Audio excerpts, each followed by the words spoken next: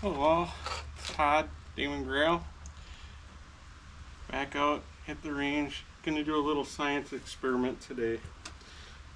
So, everybody's been using the cold bore because of cold bore shift. But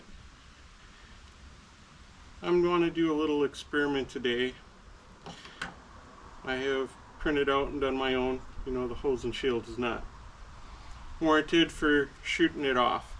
So I'm not going to use my hose and shield cold bore cap.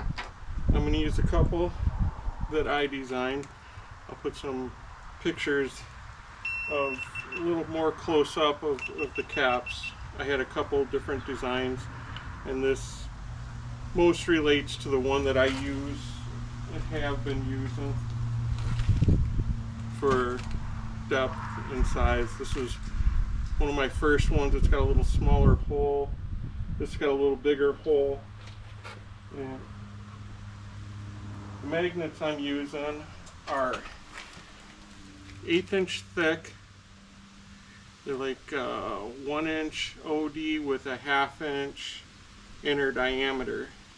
So, say you accidentally leave it on your gun, theoretically, because it's centered up pretty good, it should shoot just directly through and right through the sticker.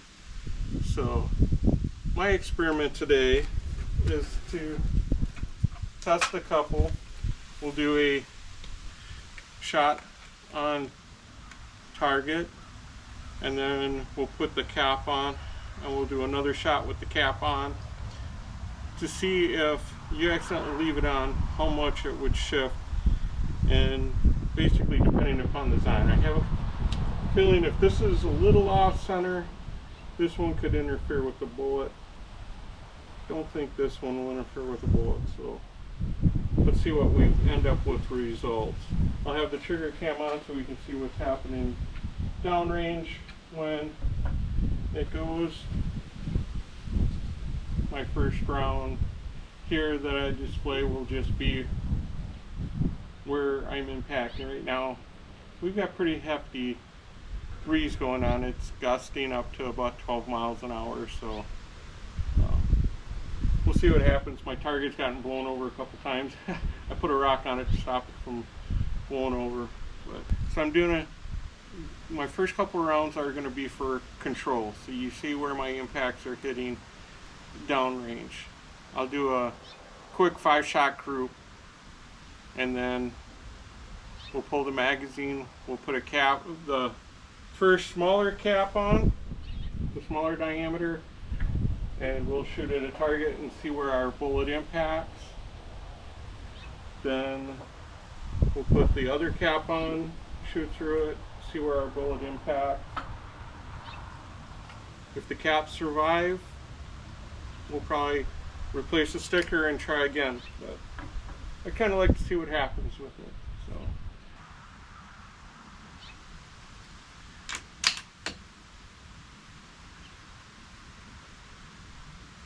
So I'll do the 5-shot group on a small paster.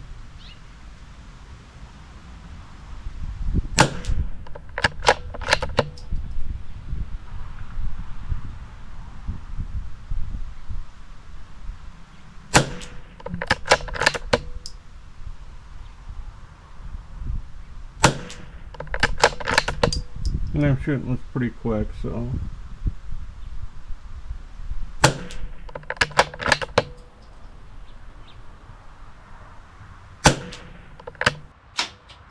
Alright, there's my 5-shot group. Put our chamber block in, and we'll grab our first cap for simulation. And like I was saying, we'll start with the first design. This cap's got a lot smaller hole in it, just over 1/4 of an inch. It's got a lot wider body. This was my first design, and with the magnet. And you can see I've got my chamber block, chamber flag in, bolts back, cap on. Alright, our first test run. I've got two cameras going so we can get it from two angles, plus the trigger cam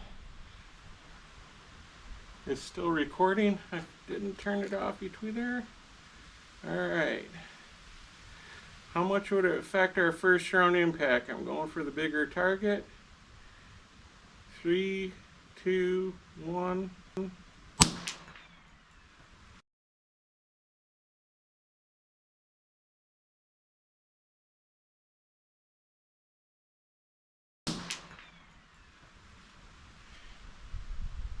Alright, bolt back. Range is secure. My cap is laying about, I don't know, 20, 30 feet in front of the air. Let's go retrieve it and see what happens. Wow, I'm actually impressed. The bullet went directly through the center of it. I don't think the bullet hit it at all. Shot the cap off, but didn't affect it at all. So let's try design 2 that has a little bigger hole and see if it affects it. It looks like on paper it affected it about a ½ inch high, or a little, almost 0.2 mil at 50 yards. So far showing with that smaller hole definitely would cause an impact shift. Let's try our second cap.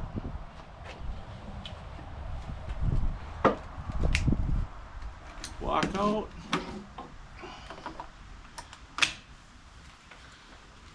And our second target over.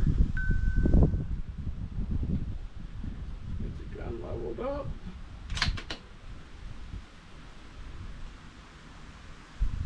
And 3, 2, 1.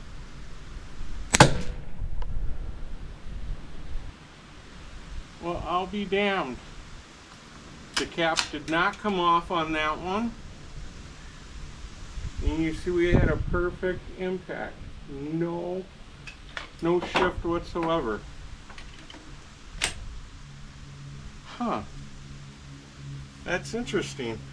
Very, very interesting. Cap stayed on. Gun secure. Just shot out my paster. I'm just using some simple stick-on targets, little 1 inch targets. I'm just going to replace that one I just shot off here. What I'm doing, putting one on there, and gonna secure. Gonna put my cap back on.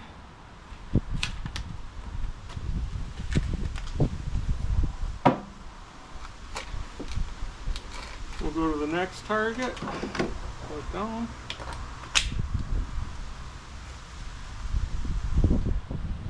Third target over. Try it again. 3, 2, 1. No possible breeze. There's no vertical shift. Might be a hair of a shift left. Again, cap is still on the gun. Interesting. I'm going to secure the gun. I'm going to take this cap off.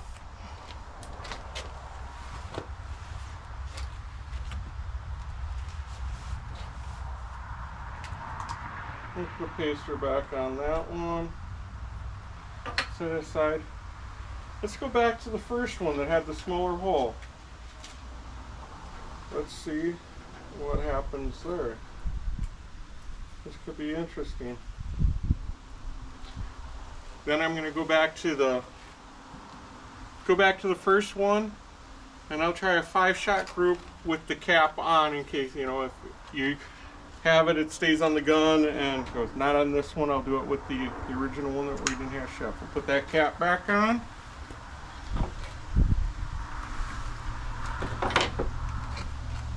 Pull our chamber block.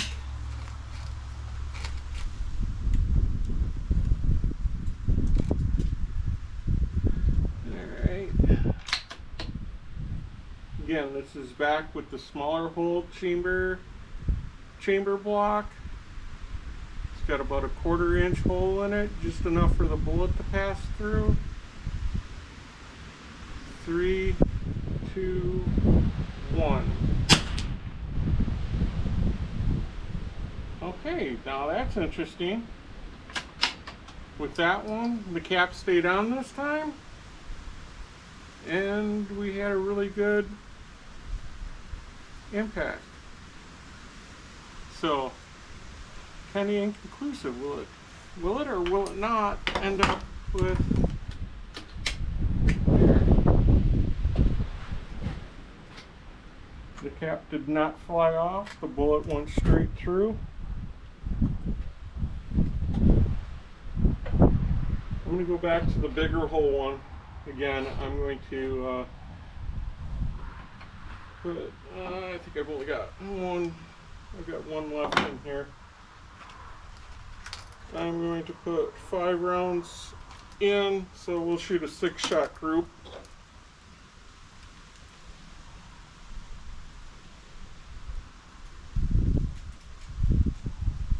With, if the cap stays on this time, with the cap on, if I accidentally leave it on.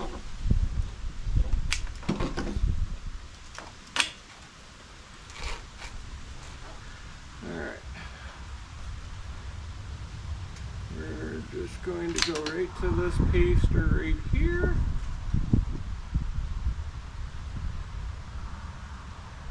Three, 2, 1. Cap stayed on. Looked like there was a hair of a shift. I don't think the wind was gusting at the time.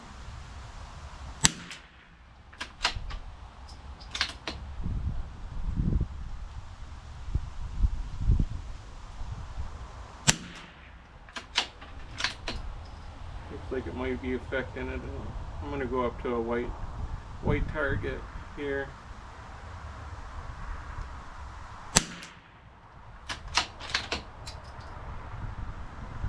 Could be affecting harmonics. Total. We do have a breeze left to right, but it's not a strong breeze.